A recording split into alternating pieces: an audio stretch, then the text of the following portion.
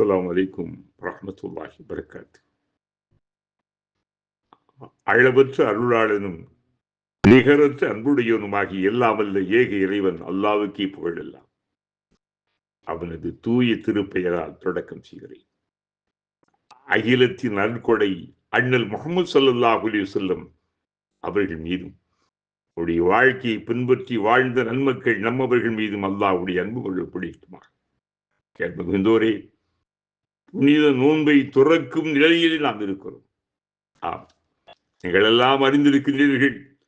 நோன்பு துறக்கும் தருணம் மிகவும் புனிதமானது, ஒரு அற்புதமானது, கடமையை நிறைவு செய்கின்ற ஒரு அருமையான ஒரு வாய்ப்பை அல்லாஹ் தந்திருக்கிறான்.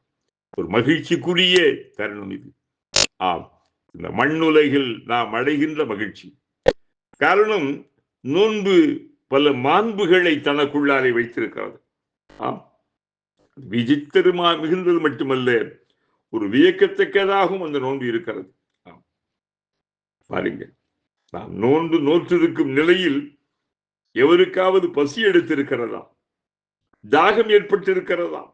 நிச்சயமாக இருக்காது. ஏதோ வெயிலின் வெம்மையால் சிறிது களைப்பு, அயர்வு, சோர்வு வேண்டுமானால் ஏற்படுமே தவிர பசியோ தாகமோ ஒருபோதும் ஏற்படாது. இதுதான் உண்மை. எப்போது பசிக்கும் தவிக்கும் தெரியுமா? நோன்பு துறந்த பிறகுதான். எத்தனை குவளை ஐஸ் தண்ணீர் குடித்தாலும் தாகம் அடங்க மாட்டாது. எத்தனை சர்பத்துகள், குளிர் பானங்கள் குடித்தாலும் நிச்சயமாக இது நீங்க மாட்டாது. இந்த எல்லாமே நோன்பு திறந்த பிறகுதான் ஏற்படுகிறது. உணவு இல்லாமல் கூட இருந்துடுவேன், ஆனால் சிலவற்றை என்னாலே விட முடியாது என்பவரை கூட இந்த நோன்பு அவற்றை எண்ணி பார்க்காமல் வைத்திருக்கின்ற சக்தி நோன்புக்கு இருக்கிறது. மட்டுமல்ல, நோன்பு இருப்பது மட்டுமல்ல, பிறர் நோன்பு துறக்க உதவுவதும் மகத்தான நன்மைகளை ஈட்டி தரும். எவர் ரமலானின் ஒரு நோன்பாளிக்கு நோன்பு துறக்க வசதி செய்து கொடுக்கிறாரோ, பாவங்களுக்கு மன்னிப்பு, நரகிலிருந்து விடுதலை கொடுக்கப்படும். அந்நோன்பாளிக்கு கிடைப்பது போன்ற நற்கூலியும் அவருக்கு கொடுக்கப்படும். ஆனால் அந்நோன்பாளிக்கு கொஞ்சமும் நற்கூலி குறைக்கப்படாது என்ற அண்ணல் பெருமானாருடைய அமுத மொழியை அறிந்த நம்முடைய முன்னோர்கள் ஆங்காங்கு மஸ்ஜிதுகளில் நோன்பு வைத்த வயிற்றுக்கு ஏற்ப அனைத்து வகையான அம்சங்களை உள்ளடக்கி நோன்பு கஞ்சி எனும் பெயரால் சுவைமிகு அமுது வழங்கி வருவதை மரபாக கொண்டிருக்கிறார். இதனால் நோன்பு நோற்றுள்ள அனைவரும் ஆர்வத்துடன் பெற்று பருகி மகிழ்கின்றனர். நமது மாற்று மத சமய அன்பர்கள் கூட இதை விரும்பி பருகி சுவைத்து மகிழ்ந்தனர். எண்ணற்ற நன்மைகளை அடைகின்றனர். ரமலான் மாதத்தின் இறுதி 10 நாட்கள் மிக மிக ஏற்றம் பெற்றவையாக நரகிலிருந்து விடுதலை கூடிய நன்னாட்கள் என நபிகளாரால் சிறப்பித்து சொல்லப்பட்ட நாட்கள் வந்துவிட்டால் மிகுந்த பேணுதலுடன் அமல்கள் செய்ய வேண்டும். ரமலானின் இறுதி 10 நாட்கள் வந்துவிடுவாயும் நபிகளார் இரவு முழுவதும் விழித்திருந்து இறை வணக்கத்தில் ஈடுபடுவார்கள். தம் குடும்பத்தினரையும் விழித்திருந்து வணங்க செய்வார்கள். இபாதத்தில் ஆர்வத்தோடு முனைவார்கள். சுன்னத்தான இஅ்திகாஃப், இறை இல்லத்தில் கட்டுண்டு கிடக்கும் புனித இபாதத்தும் இந்த நாட்களில்தான் ஆற்றப்படுகின்றன. நபிகளார் ஒவ்வொரு ரமலானின் இறுதி 10 நாட்களிலும் தொடர்ந்து இஅ்திகாஃப் இருந்திருக்கிறார். இஅ்திகாஃப் இருப்பவர் இறைவனின் விருந்தினர். அவர் பாவத்திலிருந்து விலகி இருக்கிறார். பிறர் ஆற்றும் அமல்களின் அனைத்து நன்மைகளும் இவருக்கு வழங்கப்படும் என்றெல்லாம் இறை தூதர் மிகுந்த சிறப்போடு சொல்லி இருக்கிறார். இனிய பண்பாளர்களே, இஸ்லாம் ஓர் அற்புதமான அறிவார்ந்த மார்க்கம். அது நாம் பெற்ற மிக பெரும் இறை அருட்கொடை. எல்லா வல்ல இறைவன் மனித குலத்திற்கு வழங்கிய நன்மார்க்கம் இஸ்லாம். ஆம், இஸ்லாத்தை பொறுத்தவரை ஒவ்வொரு தூதரும், இறைவனால் அனுப்பப்பட்ட ஒவ்வொரு தூதரும் இஸ்லாத்தையே மக்களிடத்திலே எடுத்துரைத்தார்கள். தான் இஸ்லாத்தினுடைய அடிப்படை சித்தாந்தம். ஓரிரு கொள்கை, ஒரே ஒரு இறைவன், ஒரே கடவுள் சொல்கின்ற அந்த அற்புதமான ஆழமான சத்திய உண்மை வார்த்தைகள் தான் இஸ்லாத்தினுடைய அடிப்படை. இதற்குத்தான் கலிமா என்பார்கள்.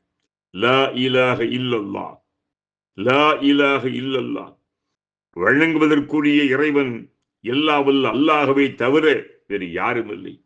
இந்த அழகிய தத்துவ செய்திகளின் அடிப்படையிலே தான் ஒவ்வொரு தூதரும் தன்னுடைய மக்களிடத்திலே இந்த ஏகத்துவ சித்தாந்தத்தை அவர்கள் எடுத்து காண்பித்தார்கள்.